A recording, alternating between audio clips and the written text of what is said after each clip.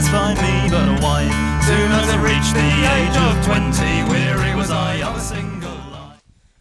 Hi, it's May the 11th, 2015, and today we're looking for Herb Robert.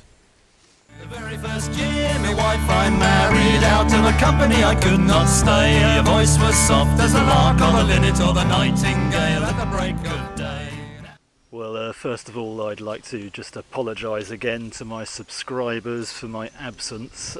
My computer blew up this time, not my camera, but my computer, so it's taken me a while to get it together to get a new computer, which I now have, so back to making videos again.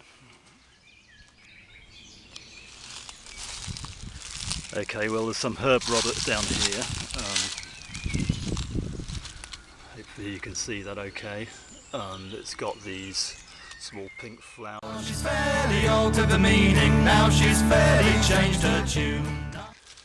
And the stems are kind of red and hairy, and they branch off at almost right angles. The scolding comes from her lips when a poor man's labours are never done. And the leaves, I don't know if you can see here, they're it's almost like a maple leaf. There's 3 actual leaflets, but there's these 2 points here which seem to be a bit more prominent on the bottom leaflets.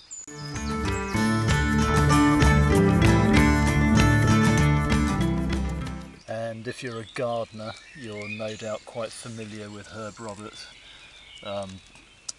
It's a great lover of freshly weeded beds. It's a coloniser of newly disturbed soil, really. So you quite often see it in garden borders and in plant pots and things like that. It's quite an opportunist.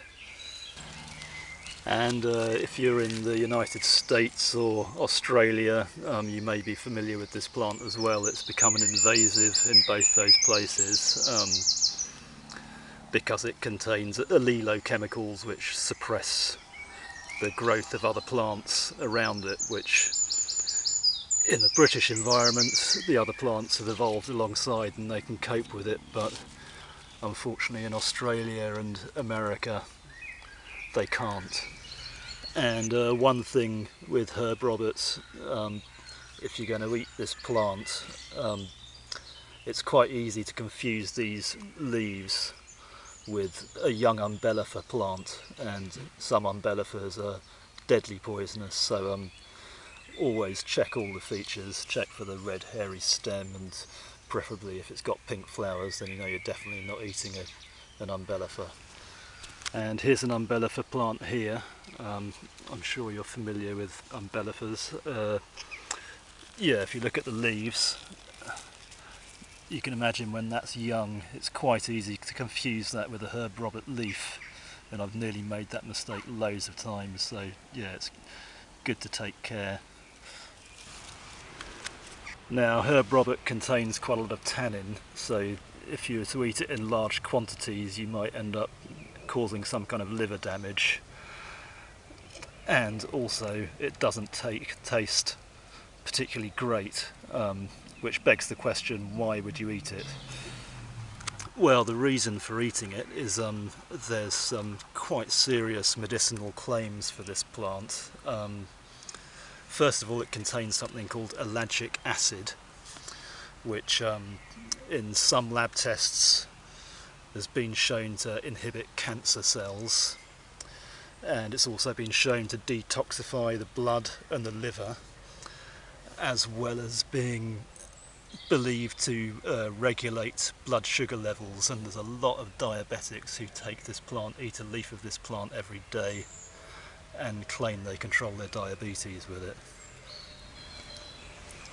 Now, before I go on with the other qualities of Herb Robert, there is one caution, and that's that it reduces lactation. So if you're a breastfeeding mother, then it's not a plant you should really be eating. Now, the other constituent of note in Herb Robert is something called geranium, which is not the same as a geranium. Herb Robert's a member of the geranium family, but geranium is named after Germany because the guy who discovered the element was German. And germanium has a lot of serious claims made for it. It first came to attention because there's a lot of people who claim they've cured cancer from eating herb robert. Far too many to ignore. And this came to the attention of the medical establishment, who decided it was down to the germanium in herb robert, and they synthesized it, did a trial, and over 30 people died in the first 2 weeks of the trial because the germanium was so toxic in its synthesized form.